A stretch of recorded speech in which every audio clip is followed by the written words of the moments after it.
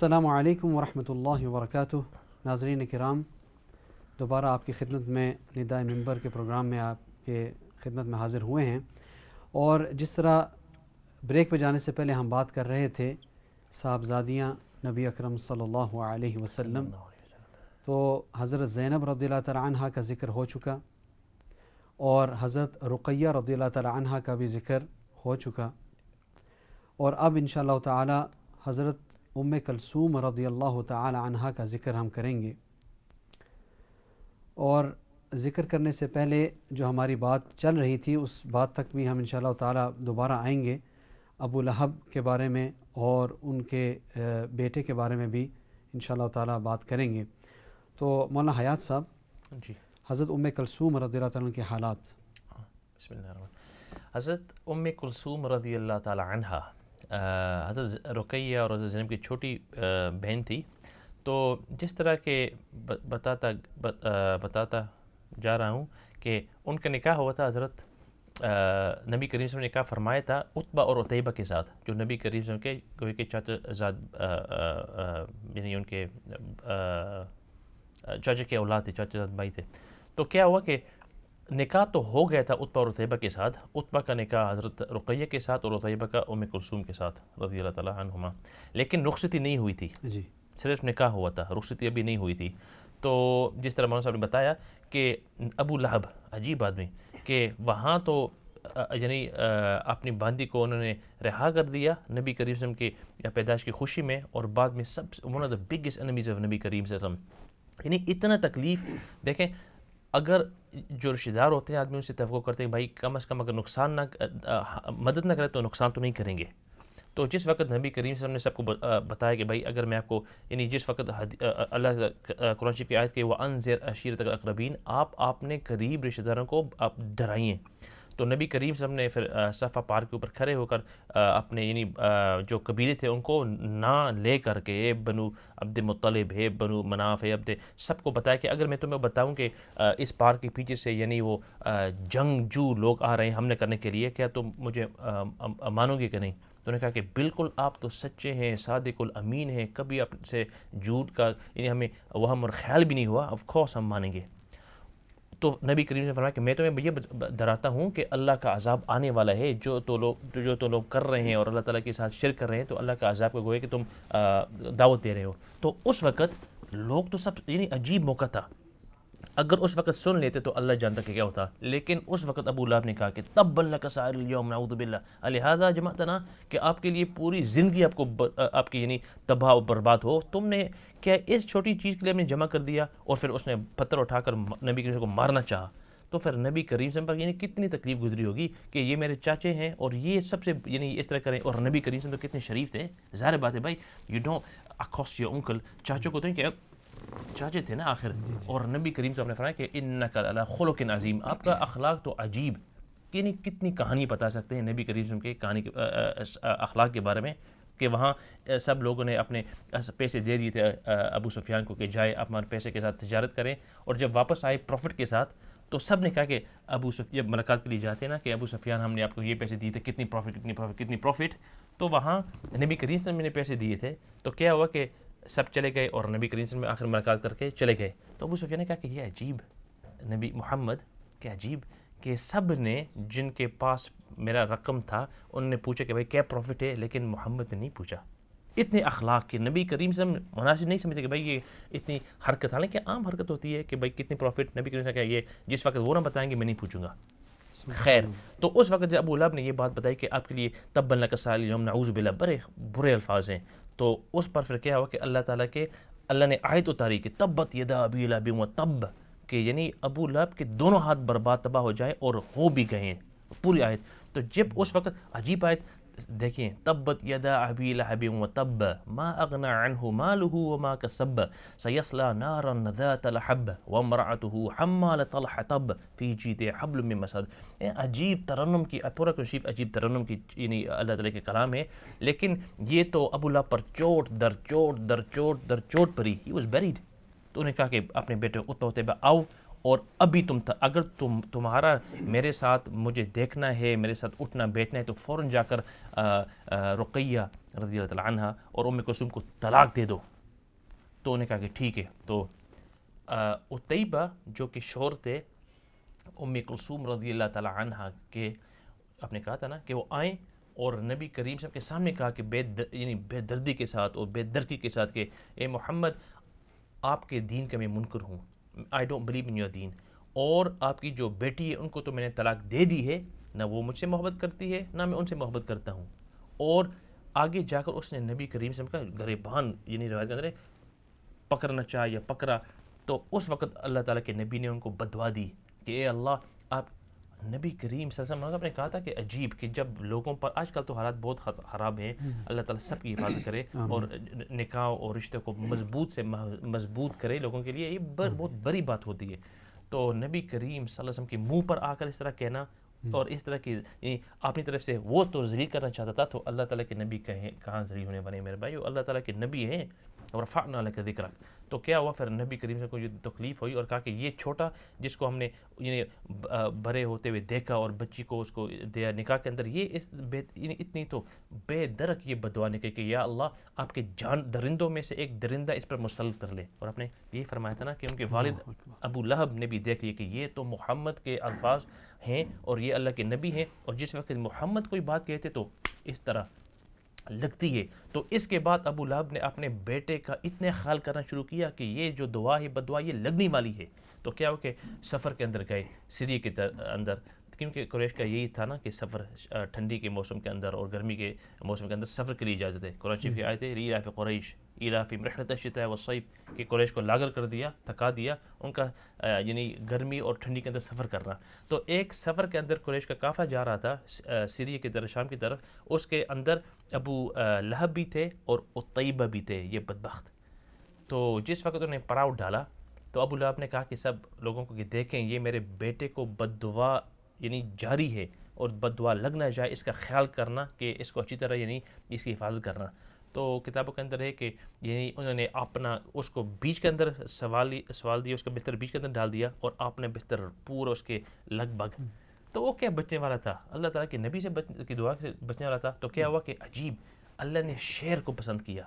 Imagine from all the animals اللہ تعالیٰ کو شیر پسند تھا اور اللہ نے بڑا شیر آیا. تو عجیب چیز کہ وہ یعنی ہم کہتے ہیں کہ شیروں کے اندر، گھوڑوں کے اندر، اونٹوں کے اندر کوئی امتیاز اور شناخت نہیں ہے، یہ اللہ تعالیٰ کی عجیب مخلوق ہے اور ان کے اندر جو سمجھ ہے اللہ ہی جانتے ہیں. بتاتا جاؤں جملہ معترضہ کے طور پر، وہ یاد ہے وہ سونامی جو آئی تھی بندہ اچھے کے اندر نا کتنے سال پہلے. ہاں تو جس وقت یعنی وہ سونامی تو دور سمندر کے اندر ہوئی تھی نا، اور کتنا آدھا گھنٹہ لگا تھا یا گھنٹہ وہاں آنے بیچ تک آنے تک. وہ لوگ کہتے تھے کہ سونامی سے وہ تو گھنٹہ پہ اندر وہاں دور ہوئی تھی، لیکن ایک گھنٹہ پہلے آنے سے پہلے وہ اونٹ جو تھے، اونٹ جو نہیں وہ بیچ کے اندر لوگوں کو اوپر سوار کرتے ہیں نا، وہ اس طرح ان کے ایک قسم کے نمائش کرتے ہیں، وہ پہلے ہی سے وہاں بھاگنے شروع کر دیا کہ پہلے ہی سے گھنٹہ عذاب تو وہاں ابھی نمایاں نہیں ہوا،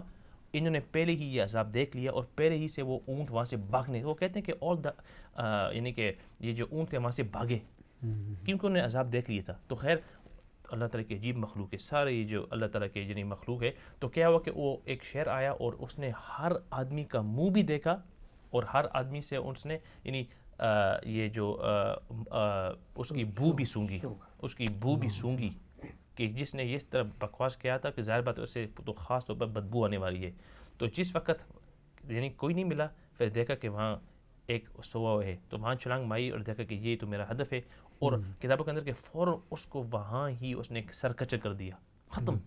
اور پھر اس طرح غائب ہو گیا. نہ شیر تھا نہ شیر کا بیٹا تھا، کوئی چیز نہیں تھی وہاں. جب اٹھے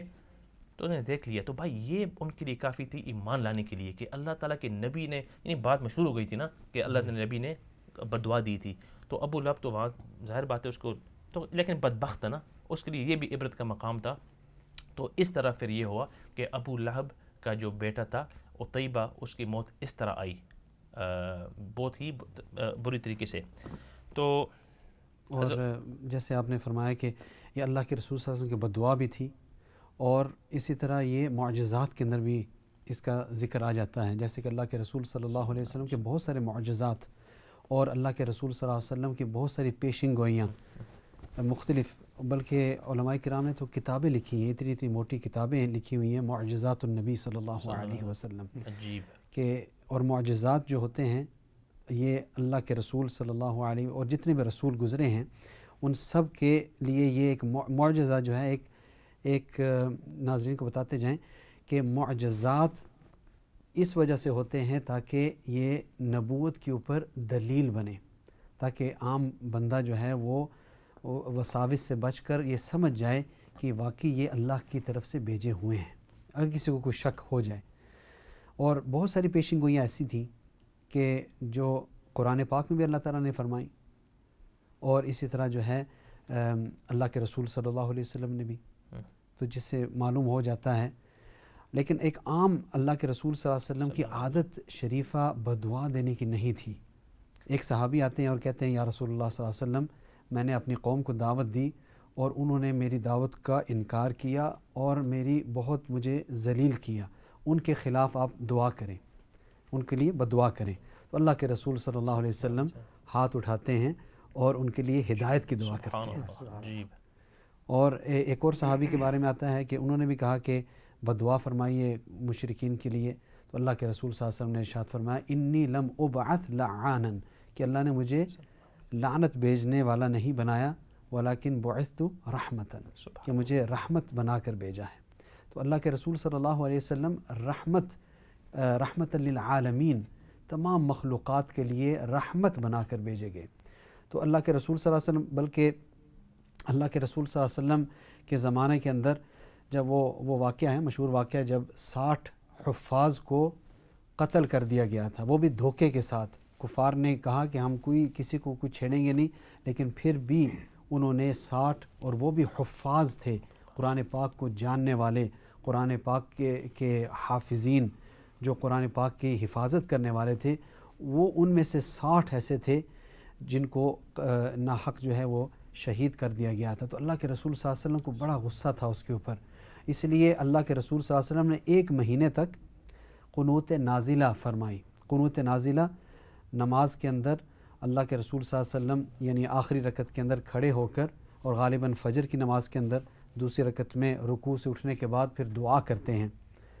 اللہم اہدنا فیمن ہدیت وعافنا فیمن عافیت وتولنا فیمن تولیت وبارک لنا فیما اعطیت وقنا شر ما قضیت فانک تقضی ولا یقضى علیک انہ لا یذل من والیت ولا یعز من عادیت تبارکت ربنا وتعالیت وصلی اللہ علیہ نبی الکریم۔ اور پھر اور بھی روایات ہیں جس کے اندر مزید یعنی کہ اس میں بد دعائیں ہیں، اور اسی طرح جو ہے ہدایت کی بھی دعا ہے اور بد دعا بھی ہے ان کے لیے جو شریر ہیں اور جو نقصان پہنچانے والے ہیں۔ تو اللہ کے رسول صلی اللہ علیہ وسلم نے 1 مہینہ قنوت نازلہ کے اوپر عمل کیا۔ تو روایات کے اندر آتا ہے، اعلاء السنن کے اندر یہ روایت ہے کہ جبرائیل علیہ السلام نازل ہوئے، اور جبرائیل امین نے یہ ارشاد فرمایا کہ اللہ تعالیٰ نے آپ کو رحمت بنا کر بھیجا ہے، لعن طعن اور بدعا دینے کے لیے نہیں بھیجا۔ تو چنانچہ پھر اللہ کے رسول صلی اللہ علیہ وسلم نے قنوت نازلہ کو پھر مؤخر فرما دیا، اور پھر جو عام جو قنوت پڑھی جاتی ہے وطر کے اندر جو ہم پڑھتے ہیں، اللہم انا نستعینک ونستغفرک ونؤمن بک ونتوکل علیک ونثنی علیک الخیر ونشکرک ولا نکفرک ونخلع ونترک من یفجرک اللہم ایاک نعبد ولک نصلی ونسجد والیک نسعى ونحفد ونرجو رحمتک ونخشى عذابک ان عذابک بالکفار ملحق، یا ان عذابک الجد بالکفار ملحق، مختلف روایتیں ہیں۔ تو یہ جبرائیل علیہ السلام نے فرمایا کہ اپنی قنوت یہ بناؤ اور یہ پڑھا کرو۔ تو پھر اسی وجہ سے احناف کے یہاں وطر کی نماز کے اندر اس کو پڑھا جاتا ہے، اور چونکہ عبداللہ بن مسعود رضی اللہ تعالیٰ عنہ سے وطر ہم لیتے ہیں، اور وہ وطر کی نماز جو ہے کہتے ہیں کہ اللہ کے رسول صلی اللہ علیہ وسلم اس طرح پڑھتے تھے کہ 3 رکعت، اور تیسری رکعت میں رکوع میں جانے سے پہلے ہاتھ اٹھا کر پھر جو ہے وہ دعائے قنوت پڑھا کرتے تھے۔ اور بعض لوگ یہ کہتے ہیں کہ بھائی اس طرح وطر نہیں پڑھنے چاہیے۔ اب یہ جملہ معترضہ کے طور پر بات آ گئی ہے، تو اب یہ بتاتے جائیں کہ آپ کو وطر کی نماز اس طرح نہیں پڑھنی چاہیے، اس لیے کہ اللہ کے رسول صلی اللہ علیہ وسلم کا ارشاد ہے، صحیح حدیث ہے کہ وطر کو مغرب کی طرح نہ پڑھو، وطر کو مغرب کی طرح نہ پڑھو۔ بعض لوگ اعتراض کرتے ہیں، اور اس میں ٹھیک ہے فقہی اختلافات ہیں اور اس کی طرف ہم نہیں جاتے، ہر فقہ دلائل کے اوپر بیس ہے ان کی، اور تمام فقہا جو ہیں وہ اپنی جگہ پر درست ہیں، ہر ایک کی ہم تہ دل سے عزت و احترام کرتے ہیں، کسی کو نیچا دکھانے کا مقصد نہیں ہے، لیکن صرف یہ کہ احناف کی کیا دلیل ہے وہ اسی حدیث سے دلیل لیتے ہیں، دوسرے حضرات بھی اسی حدیث سے دلیل لیتے ہیں کہ بھائی وطر کی نماز کو مغرب کی طرح نہ پڑھو، اور ہم بھی اسی روایت کو اپنے لیے دلیل بناتے ہیں۔ وہ کس طرح بناتے ہیں؟ ہم کہتے ہیں کہ دیکھیں اللہ کے رسول صلی اللہ علیہ وسلم نے یہ کیوں فرمایا کہ مغرب کی طرح نہ پڑھو؟ اس لیے کہ وطر کی نماز اور مغرب کی نماز بالکل دیکھنے میں ایک جیسی ہیں، کہ اس میں بھی 3 رکعت ہیں، اس میں بھی 3 رکعت ہیں، اس میں بھی 2 رکعت کے بعد آپ بیٹھتے ہیں، اس میں بھی 2 رکعت کے بعد آپ بیٹھ کے پھر کھڑے ہوتے ہیں، لیکن فرق یہ ہے کہ جب رمضان کے اندر یعنی جماعت ہوتی ہے نا وطر کی نماز کی، تو تیسری رکعت کے اندر بھی زور سے پڑھنا ہے، قرأت ہوگی، اور اسی طرح رکوع میں جانے سے پہلے، رکوع میں نہیں جائیں گے بلکہ رکوع سے پہلے جو ہے دعائے قنوت جو ہے پڑھی جائے گی۔ تو چونکہ دکھنے میں مغرب کی نماز کی طرح ہے، اس لیے اللہ کے رسول صلی اللہ علیہ وسلم نے اس کی مشابہت اس طرح دے دی کہ بھائی مغرب کی طرح نہ پڑھ لینا، اس لیے کہ بالکل ملتی جلتی ہے، تو مغرب کی طرح نہ پڑھنا بلکہ فرق کر کے پڑھنا، اور وہ فرق یہ ہے، تھوڑا سا فرق ہے لیکن فرق ضرور ہے۔ تو یہ جملہ معترضہ کے طور پر جی مولانا آپ کیا فرما رہے تھے؟ بالکل، جزاک اللہ خیر۔ تو حضرت ام کلثوم رضی اللہ تعالی عنہ کا یعنی کہ ان کے جو سابق شوہر کہنا ٹھیک ہے کیونکہ نکاح تو ہوا لیکن عروسی نہیں ہوئی، تو پھر کیا ہوا کہ حضرت ان کی جو بڑی بہن تھی نا حضرت رقیہ رضی اللہ تعالیٰ عنہ، ان کا نکاح حضرت عثمان سے ہوا، اور پھر ظاہر بات ہے کہ رمضان ہی کے اندر سن 2 ہجری کے اندر ان کا انتقال ہو گیا، جی، اور نبی کریم صلی اللہ علیہ وسلم یعنی بہت غمگین تھے۔ خیر، تو پھر کیا ہوا کہ حضرت عثمان رضی اللہ تعالیٰ عنہ کہ میں بتاتا جاؤں کہ حضرت ایک مرتبہ کہ حضرت عمر رضی اللہ عنہ کی جو بیٹی تھی ہماری ماں حضرت حفصہ رضی اللہ عنہ، ان کا بھی نکاح ٹوٹ گیا تھا، تو حضرت عمر نے یہ چاہا کہ ان کا نکاح کراؤں حضرت عثمان کے ساتھ، کہ تو حضرت عثمان کے پاس گئے، دوست تھے کہ عثمان حفصہ کا میں چاہتا ہوں کہ آپ کا نکاح کہ ان کا نکاح آپ کے ساتھ کر لوں۔ حضرت عثمان نے کہا اللہ اکبر کہ مجھے نکاح کے اندر کوئی رغبت نہیں، کہ ابھی رقیہ رضی اللہ عنہ نبی کریم صلی اللہ علیہ وسلم کی جو لاڈلی بیٹی تھی، حضرت عثمان کی جو گھر والی اور اہلیہ تھی، جنہوں نے حضرت عثمان کے ساتھ حبشہ کا یعنی سفر کاٹ کر آیا اور کتنی تکلیف اٹھائی، ابھی ان کا یعنی فوتگی ہو گئی تھی، حضرت عثمان کو بہت دکھ تھا، تو انہوں نے حضرت عمر کو کہا کہ عمر مجھے نکاح کی فی الحال ضرورت نہیں ہے، تو پھر حضرت عمر فرماتے ہیں کہ میں ابوبکر صدیق کے پاس گیا اور ابوبکر صدیق کو رضی اللہ کو یہ کہا کہ اے ابوبکر میں چاہتا ہوں کہ حضرت حفصہ کا نکاح آپ سے کرا لوں، تو حضرت عمر فرماتے ہیں کہ ابوبکر صدیق نے کچھ نہیں کہا، اور پھر بعد میں فرماتے ہیں کہ حضرت عمر کے حضرت عثمان کا صراحتاً انکار کرنا یہ اتنا باری نہیں تھا مجھ پر جتنا حضرت ابوبکر صدیق رضی اللہ عنہ کا چپ رہنا، یہ دوست ہے نا، تو چپ رہنا کو حضرت عمر کو بہت تکلیف ہوئی، تو کیا ہوا کہ پھر حضرت عمر رضی اللہ عنہ شکایت لے کر عجیب پہاڑ، حضرت عمر پہاڑ حضرت نبی کریم صلی اللہ علیہ وسلم کے پاس گئے کہ یعنی یہ وہ لوگ ہیں نا جنہوں نے تلواریں اٹھا کر میدان کرسا کے اندر جنگیں کی ہیں، یہ وہ لوگ ہیں، یہ نہیں کہ ہماری طرح کھانا شانا کھا کے چائے پی کے بس کمپلین۔ نبی کریم صلی اللہ علیہ وسلم کے پاس گئے کہ یا رسول اللہ حضرت عثمان کے ساتھ میں نے یہ بات کی اور انہوں نے یہ بات کہا، ابوبکر صدیق نے یہ بات کہی، تو نبی کریم صلی اللہ علیہ وسلم نے فرمایا کہ یہ عمر میں آپ کو بتاتا ہوں، آپ کو کیا نہ بتاؤں کہ حضرت حفصہ کے لیے بہترین رشتہ نہ بتا دوں کہ ان سے میں آپ کو حضرت حفصہ کے لیے بہترین رشتہ یعنی حضرت عثمان سے بہتر رشتہ نہ بتا دوں، اور حضرت عثمان کے لیے حفصہ سے بہتر رشتہ نہ بتا دوں؟ فرمایا کہ ہاں یا رسول اللہ، فرمایا کہ اے عمر حضرت حفصہ سے میں نکاح کرتا ہوں اور حضرت عثمان کو میں اپنی دوسری بیٹی ام کلثوم کا رشتہ دیتا ہوں۔ اللہ اکبر۔ تو حضرت عمر پھر سمجھ گئے، اور بعد میں ابوبکر صدیق نے کہا کہ اے عمر میں نے اس وقت کیونکہ میں کیا کہتا نہ بھی نہ کہہ سکتا اور ہاں بھی نہ کیونکہ نبی کریم صلی اللہ علیہ وسلم نے پہلے ارادہ فرمایا تھا حضرت حفصہ سے نکاح کرنے کا، ورنہ اگر یہ بات نہ ہوتی تو میں خوشی کے ساتھ آپ کی بیٹی کے ساتھ نکاح کر لیتا۔ سبحان اللہ۔ تو حضرت ام کلثوم رضی اللہ عنہ، وہ بھی اللہ کے رسول صلی اللہ علیہ وسلم کا ایک راز تھا جس کا افشا نہیں کرنا چاہتے حضرت ابوبکر صدیق رضی اللہ تعالیٰ عنہ۔ اس سے معلوم ہوا کہ اگر کوئی ہمیں راز کی بات کہتا ہے، کوئی ضروری نہیں ہے کہ وہ یہ کہے کہ بھائی کسی کو بتانا نہیں اور قسم اٹھوائے، نہیں، بس ایک آدمی نے ایک بات آپ سے کہی ہے تو وہ آپ کے حد تک رہے گی، الا کہ اور قرائن سے آپ کو معلوم ہے کہ بھائی یہ مطلب کہ مجھے میرے لیے بات نہیں ہے بلکہ سب کے لیے بات ہے، پھر اور بات ہے. لیکن ایسی بات کہ رشتے کی تو ظاہر ہے یہ ایک شخصی ایک بات ہوتی ہے، اور ابھی اللہ کے رسول نے صرف ارادہ فرمایا تھا. تو اگر بتا دیتے اور اللہ کے رسول صلی اللہ علیہ وسلم کا ارادہ بدل جاتا تو پھر اور مطلب کہ تکلیف ہوتی اور مسئلہ بنتا. عجیب. تو یہ جو اگر کوئی چیز کوئی آدمی بات کرے تو آٹومیٹک پوزیشن یہی ہے کہ یہ جو باتیں ہیں وہ امانت کی باتیں ہیں، الا یہ کہ ہی سیز تک کہ آپ میری بات کسی کو بتا سکتے ہیں. یہی بات ہے نا. بالکل بالکل کہ آٹومیٹک پوزیشن یہی ہے کہ اگر کسی نے کسی کے ساتھ بات کی وہ یعنی مجلس کے اندر وہ بات کو ہے کہ اسی مجلس تک محدود ہونی چاہیے. عجیب. لوگوں کو یہ نہیں پتہ، they don't realize. یہ نہیں کہ مجھے آپ کو بتانا ہوگا کہ مولانا صاحب آپ یہ بات کسی کو نہ بتائیں، آٹومیٹکلی یہ کوئی کہ رجسٹر ہونا چاہیے کہ یہ بات باہر نہیں جا سکتی. تو خیر نبی کریم صلی اللہ علیہ وسلم نے حضرت ام کلثوم کا نکاح محرم صفر ربیع الاول سن 3 ہجری کے اندر ربیع الاول کے اندر حضرت عثمان رضی اللہ تعالیٰ عنہ کے ساتھ کر لیا، اور پھر یعنی ان کا آپس میں جو یعنی خوشگوار زندگی بسر ہوتی گئی. تو آخر میں کیا ہوا کہ جب حضرت ام کلثوم یعنی ان کا بھی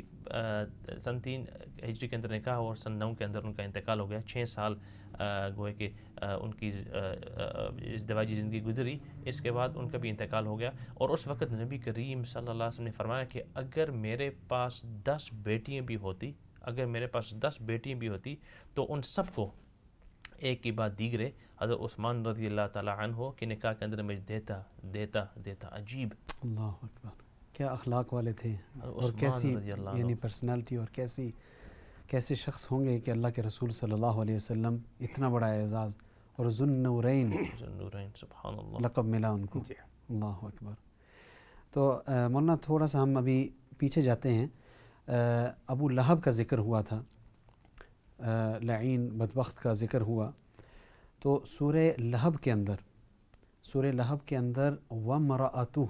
حَمَّالَةَ الْحَطَبِ فِي جِيدِهَا حَبْلٌ مِّن مَّسَدٍ. تو اس پہ اگر تھوڑی سی روشنی ڈالیں مولانا. بسم اللہ الرحمن الرحیم. اسی کو تسلسل کے ساتھ لیتے ہیں کہ اللہ تبارک و تعالیٰ نے یہ صورت نازل فرمائی کہ جب ابو لہب نے نبی اکرم صلی اللہ علیہ وسلم کے بارے میں یہ الفاظ ادا کیے تھے، تب لک، کہ آپ ہلاک ہو جائیں. تبا یہ تو وہ ہلاکت کے معنی میں آتا ہے. اور تو پھر اللہ رب العزت کو نبی اکرم صلی اللہ علیہ وسلم نے خود جواب نہیں دیا اس کا. اللہ رب العزت کو یہ بات پسند نہ آئی، اور اللہ تبارک و تعالیٰ نے اس کا خود جواب دیا، تبت یدا ابی لہب وتب. عربی زبان کے اندر یا عمومی طور پہ گفتگو کے اندر بھی یہ ہوتا ہے کہ کیونکہ آدمی کے اپنے کاموں کے لیے، اپنی زندگی کے لیے دونوں ہاتھ جو ہیں اس کے کام آتے ہیں اور اس کے لیے معاون بنتے ہیں. تو اللہ تبارک و تعالیٰ نے فرمایا کہ تبت یدا، یعنی ابو لہب تیرے ہاتھ ٹوٹ جائیں، یعنی تو خود ہلاک ہو جائے. اور اس نے خود بھی جب نبی اکرم صلی اللہ علیہ وسلم نے اخروی زندگی کے لیے بشارتیں بھی سنائی ہیں اور اخروی زندگی میں نہ ماننے والوں کے لیے ڈراوا بھی سنایا، تو ابو لہب نے لوگوں کو کہا کہ ابھی تک میں نے وہ چیزیں نہیں دیکھی ہیں جو فلاں چیز جو محمد صلی اللہ علیہ وسلم کہتے ہیں آخرت کے بارے میں، موت کے بعد کی زندگی کے بارے میں، تو ابھی تک میں نے ان میں سے کوئی چیز نہیں دیکھی. تو پھر اس نے کہا تھا تبا لکما، اپنے ہاتھوں کی طرف اشارہ کرتے ہوئے کہا تبا لکما ما ارا فیہا، اپنے دونوں ہاتھوں کی طرف اشارہ کیا کہ آپ ہلاک ہو جائیں کہ ان میں سے میں نے کوئی چیز نہیں دیکھی. ما قال محمد ما ارا فیکما شیئا ما قال محمد صلی اللہ علیہ وسلم، کہ جو کچھ محمد صلی اللہ علیہ وسلم نے کہا ہے ان میں سے میں نے ابھی تک کوئی چیز نہیں دیکھی. تو اللہ کی طرف سے یہ جواب ہے کہ اے ابو لہب تو ہلاک ہو جائے اور تیرے ہاتھ ٹوٹیں. ما اغنا عنہ مالہ وما کسب. اور صرف یہی نہیں، دنیا کی یہ تو اخروی زندگی کا معاملہ ہے، تو دنیا کی زندگی کے اندر بھی جو تجھے مال و دولت پر غرور ہے، اور تجھے ابو لہب بھی اس کا جو لقب تھا، یعنی عبد العزیٰ اس کا نام تھا، اور ابو لہب اس کا لقب تھا کیونکہ اس کا چہرہ بڑا سرخ تھا اور بڑا خوبصورت تھا. ظاہر ہے کہ نبی اکرم صلی اللہ علیہ وسلم کا چچا، اور اللہ تبارک و تعالیٰ نے اس خاندان کو جو خوبصورتی عطا فرمائی، اور پھر جو اللہ رب العزت نے نبی اکرم صلی اللہ علیہ وسلم کو خوبصورتی عطا فرمائی تھی، یعنی کہ کوئی بھی اس خوبصورتی کا مقابلہ کہیں بھی نہیں کیا جا سکتا. اس طرح کہ حضرت حسان بن ثابت رضی اللہ عنہ نے نبی اکرم صلی اللہ علیہ وسلم کے بارے میں اشعار کہے تھے، خلقت مبرأ من کل عیب کانک قد خلقت کما تشاء۔ اللہ تبارک و تعالیٰ نے آپ کو ہر عیب سے پاک پیدا کیا ہے، اور کانک قد خلقت کما تشاء، یعنی اس طرح پیدا کیا ہے جس طرح کہ گویا کہ آپ چاہتے تھے۔ اور اس سے پہلے فرماتے ہیں کہ آپ جیسا خوبصورت کسی آنکھ نے آج تک نہیں دیکھا، روئے زمین پر آج تک اتنا خوبصورت بچہ پیدا نہیں ہوا۔ تو اللہ تبارک و تعالیٰ نے آپ کو اخلاق کے اعتبار سے بھی بلند پیدا فرمایا، اور آپ کو حسن و جمال کے اعتبار سے بھی بے مثال پیدا فرمایا۔ تو ظاہر ہے نبی اکرم صلی اللہ علیہ وسلم کا خاندان، اور پھر اس کو چہرے کی خوبصورتی عطا ہوئی تھی، تو اس لیے ابو لہب کہتے ہیں چمکنے والے دہکنے والے کولوں کو، جس سے کہ وہ شعائیں نکل رہی ہوتی ہیں، تو ابو لہب اس کی کنیت تھی اس بنیاد پر۔ تو اللہ تبارک تعالیٰ نے فرمایا کہ ما اغنی عنہ مالہ وما کسب، جو کچھ جس پر آپ کو ناز ہے وہ بھی آپ کو کام نہیں آئے گا۔ یعنی عام طور پہ مال و دولت ہوتا ہے یا اس اولاد ہوتی ہے، تو اولاد بھی اللہ نے اس کو بڑی دی تھی، اولاد کی بنیاد پر بھی اس کو ناز تھا، تو فرمایا کہ یہ کوئی چیز آپ کو کام نہیں آئے گی۔ اور ہوا بھی یہ کہ جب اللہ تبارک و تعالیٰ نے اس کو ہلاک کرنا چاہا تو اس کو ایک بیماری لگی، جس کو عرب کے اندر حادثہ کہتے تھے، وہ طاعون کی طرح کی ایک گلٹی نکلتی تھی، یعنی جس کو آج کے زمانے میں کینسر کہتے ہیں، اس طرح کی گلٹی نکلتی، اور وہ اس طرح کی غلیظ قسم کی گلٹی نکلی تھی اس کو، کہ گھر والوں نے اس کو الگ کر دیا تھا کہ تاکہ وہ دوسرے لوگوں کی طرف منتقل نہ ہو جائے گھر والوں سے۔ تو غالباً 3 دنوں کے بعد وہ اس کی موت واقع ہو گئی، اور الگ پڑا ہوا تھا اور اس کی موت واقع ہو گئی۔ موت واقع ہو گئی اور کسی کو پتہ نہ چلا، 3 دن تک ایسا پڑا رہا، اور پھر اس کے جسم سے بدبو آنے لگی، تو کوئی بھی قریب جانے کے لیے تیار نہیں تھا۔ تو مزدوروں کو بلا کر اس کو جو ہے نا وہاں سے اٹھا کر ایک گڑھے کے اندر ڈالا گیا، اور وہاں اس کو مٹی سے بھر دیا گیا۔ تو اللہ تبارک و تعالیٰ نے اس طرح کی ذلت کی موت اس کو عطا فرمائی، ما اغنی عنہ مالہ وما کسب، کوئی چیز اس کو کام نہ آئی۔ آدمی جن چیزوں پر ناز کرتا ہے تو اللہ تبارک و تعالیٰ کی طرف سے جب پکڑ آ جاتی ہے تو پھر کوئی چیز اس کا کام ساتھ دینے کے لیے تیار نہیں ہوتی۔ اور اس کے بعد اللہ تبارک و تعالیٰ نے فرمایا اس کی بیوی کے بارے میں، وامرأتہ حمالۃ الحطب فی جیدہا حبل من مسد، اور اس کی بیوی وہ لکڑیاں اٹھانے والی اور گٹھے اٹھانے والی، میں کہ اس کو بھی اللہ تبارک و تعالیٰ نے، اور اس کی دو روایت، 2 قسم کی تفسیر جو ہے مفسرین نے کی ہے۔ ایک تو یہ ہے کہ وہ بڑے مالدار تھے، سردار تھے، تو وہ بڑی کنجوس بھی تھی، تو وہ اس کے باوجود جنگل سے لکڑیاں اکٹھی کر کے لاتی، اور اس کے اندر مطلب کہ اس کو باندھتی تھی ایک مضبوط رسی سے، اور وہ رسی جو ہے گلے کے اندر ڈال لیتی تھی تاکہ سر کے اوپر صحیح ٹھہر سکے اور سر سے ہٹ نہ جائے۔ تو اس بنیاد پر اللہ نے فرمایا کہ وامرأتہ حمالۃ الحطب۔ اور دوسرا کہ جس طرح کہ دنیا کے اندر وہ اپنے خاوند کی، نبی اکرم صلی اللہ علیہ وسلم کی اس دعوت کی مخالفت میں وہ اس کی مدد کرتے تھی، اسی طرح اخروی زندگی میں جو عذاب ہوگا ابو لہب کو، تو اس میں بھی وہ اس میں مدد کرے گی کہ لکڑیاں لائے گی اور اس کی جو آگ ہوگی بھڑکتی ہوئی اس کے اوپر ڈالے گی تاکہ اور زیادہ بھڑکے۔ یعنی جس طرح دنیا کے اندر وہ اس کی مدد کرتی تھی، وہاں بھی اس کی آگ کو بھڑکانے کے اندر بھی اس کی مدد کرے گی۔ تو اللہ تبارک و تعالیٰ نے ان صورتوں کے اندر اور قرآن پاک کے اندر متعدد واقعات جو ہے ہمیں بتلائے ہیں کہ اخروی زندگی میں انجام کیا ہوگا اور اخروی زندگی میں ایسے لوگوں کے ساتھ کیا ہونے والا ہے۔ تو یہ ہمارے لیے عبرت ہے۔ یہ قرآن پاک کے اندر جو واقعات ہیں یہ قصے کہانی کے طور پر نہیں ہے، کیونکہ قرآن نصیحت کی کتاب ہے، ذکر کی کتاب ہے، اور اس سے نصیحت حاصل کرنے کے لیے اللہ تبارک و تعالیٰ نے ان واقعات کو بیان فرمایا ہے کہ آدمی کو ڈرنا چاہیے جہاں بھی دین کی بات ہو رہی ہو، اس کا اگر ساتھ نہ دے سکے تو کم از کم وہ مخالفت نہ کرے، کہ اللہ تبارک و تعالیٰ کی پکڑ اس کے اوپر دنیا کے اندر ہی آ سکتی ہے۔ تو اس بنیاد پر اللہ تبارک و تعالیٰ نے یعنی اس کے جواب کے اندر پوری صورت نازل فرما دی اور ان کا دنیوی اور اخروی زندگی کا انجام بتا دیا، اور لوگوں نے دیکھا دنیا کے اندر بھی کس طرح وہ ذلیل اور رسوا ہوئی ہے، اور اخروی زندگی کا عذاب تو جو ہے ان کے مقدر میں ہے ہی۔ تو اللہ تبارک و تعالیٰ ہمیں اس طرح کے انجام سے بچائے۔ آمین آمین آمین۔ تو بالکل عبرتناک بات ہے۔ اور اسی طرح وامرأتہ کے کچھ باتیں جو میرے ذہن میں بھی ہیں عرض کرتے ہوئے جائیں کہ ان کا نام جو تھا جمیل تھا، اور ایک خراب عادت جو ان کے اندر تھی جو اس کے اندر تھی، اس عورت کے اندر تھی، سب سے پہلے تو نسب بھی جو ہے وہ کام نہیں آئے گا. یہ بھی اللہ تعالیٰ نے بتلا دیا کہ ہمارے یہاں جو ہے کسی کی کوئی رشتہ داری نہیں ہے. اب یہ دیکھیں، یہ اللہ کے رسول صلی اللہ علیہ وسلم کے خاندان میں سے تھے، اللہ کے رسول صلی اللہ علیہ وسلم کے سکے چچا ہیں، لیکن پھر بھی یہ نسبت جو ہے وہ کام نہیں آئے گی. ہاں، نسبت کے ساتھ اگر نیک اعمال ہوتے، نسبت کے ساتھ جو ہے وہ اللہ اور اللہ کے رسول صلی اللہ علیہ وسلم کی اتباع ہوتی تو پھر ٹھیک ہے، اور اتباع نہیں ہے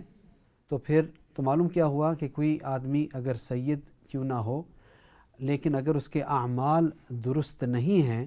اس کے اگر اللہ اور اللہ کے رسول کی وہ نافرمانی کر رہا ہے یا کر رہی ہے، تو یہ نسبت کسی کام کی نہیں. یہ اللہ تعالیٰ قرآن پاک میں ارشاد فرما رہے ہیں. اور اسی طرح نبی اکرم صلی اللہ علیہ وسلم کے ارشادات سے بھی پتہ چلتا ہے ہمیں کہ اللہ کے رسول صلی اللہ علیہ وسلم نے اپنی بیٹی کو بھی اس کی ترغیب دیتے ہوئے کہا کہ اس جگہ یعنی قبر کی طرف اشارہ فرمایا کہ یہاں پر جو ہے صرف اپنے اعمال ہی کام آئیں گے، یہاں پر کوئی نسبت کہ رسول کی بیٹی تھی یہ کام نہیں آئے گا، بلکہ نیک اعمال جو ہیں وہ کام آئیں گے. تو جمیل کا ایک گناہ یہ تھا من جملہ گناہوں میں سے کہ ایک تو اللہ کے رسول صلی اللہ علیہ وسلم کے رستے میں کانٹے بچھانا جو ہے ایک اس کا یہ فعل تھا کہ اللہ کے رسول صلی اللہ علیہ وسلم کو تکلیف پہنچانا. دوسرا اس کا ایک اور بہت سنگین گناہ وہ یہ تھا چغل خوری کرنا.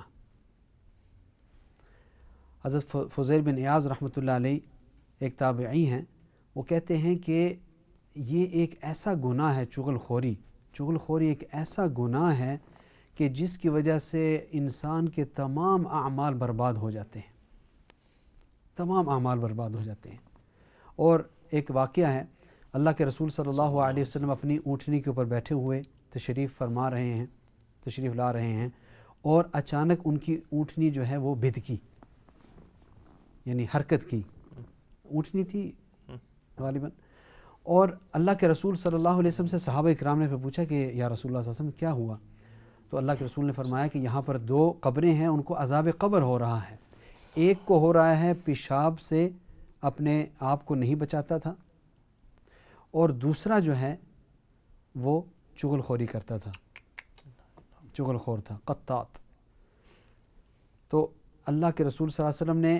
یہ بھی فرمایا کہ وہ کوئی بہت بڑی باتیں نہیں تھی. بڑی بات سے مراد یہ ہے کہ مشکل کام نہیں تھے اس سے بچنا چاہتے، یعنی کہ جس کو ہم معمولی سمجھتے ہیں کہ بھائی پیشاب کیا تو مطلب کہ، لیکن اللہ کے رسول صلی اللہ علیہ وسلم نے ہمیں سکھلایا کہ یہ اپنی پاکی کا خیال رکھنا. بہت سارے لوگ جو ہے وہ یعنی استنجا صحیح طریقے سے نہیں کرتے، یہ بھی سیکھنا ضروری ہے کہ پیشاب کرنے کے بعد جو ہے کوئی قطرے وغیرہ نہ آ جائیں، جس کی وجہ سے ایسا نہ ہو کہ ہم سمجھ رہے ہیں کہ ہم پاک صاف ہیں لیکن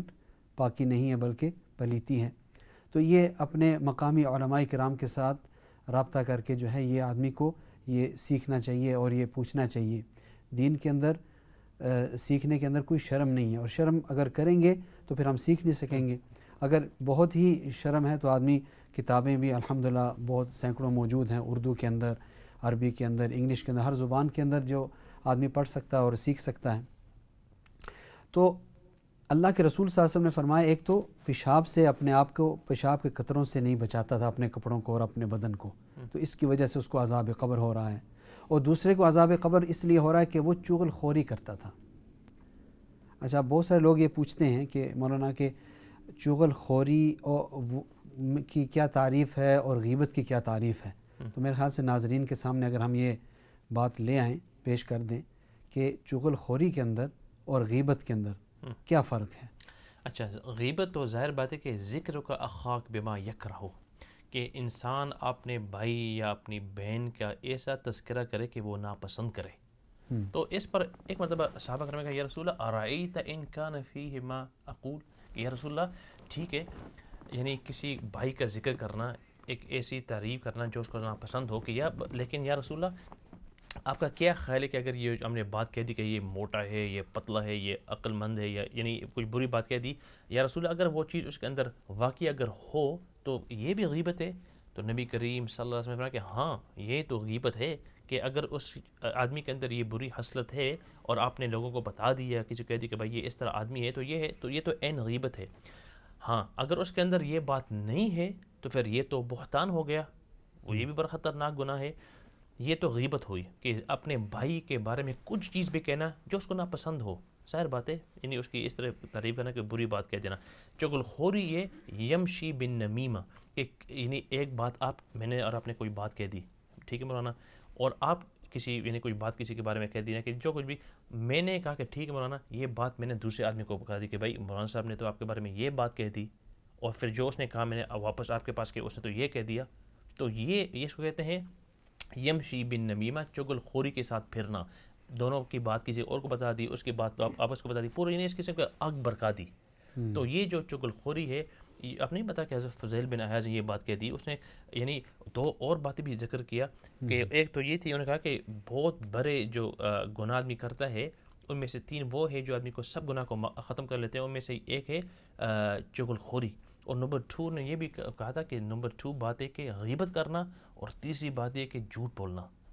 تو یہ جو ہم یعنی کہ ہم سمجھتے ہی نہیں ہے کہ بھائی چغل خوری کوئی چیز ہے ہی نہیں, اور غیبت تو ہم کہتے ہیں کہ بھائی یہ تو معافی ہے. وی ڈونٹ ایون ریئلائز اتنے خطرناک کہ آدمی کو گناہ ختم کر لیتے ہیں. بلکہ ایک روایت کے اندر یہ ہے کہ اللہ کے رسول صلی اللہ علیہ وسلم نے ارشاد فرمایا, جس کا مفہوم ہے کہ 3 گناہ کرنے والا جنت میں داخل نہیں ہوگا. 3 گناہ کرنے والا جنت میں داخل نہیں ہوگا. ایک سافک الدم, جس نے کسی کا ناحق قتل کیا ہو, اور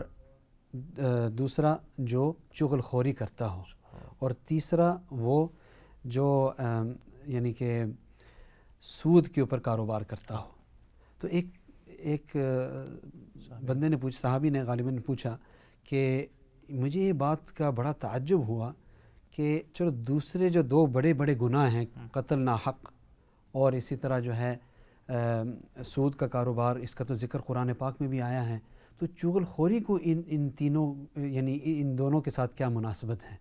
تو بڑے تعجب ہوا. تو پتہ چلا کہ یہ بھی اتنا ہی سنگین گناہ ہے کہ اس کی وجہ سے آدمی خاندانوں کے اندر, اور بلکہ اس کے ذریعے سے قتل و غارت بھی ہوتی ہے, اسی کے ذریعے سے جو ہے آدمی کا کتنا نقصان ہوتا ہے. تو چغل خوری کرنا,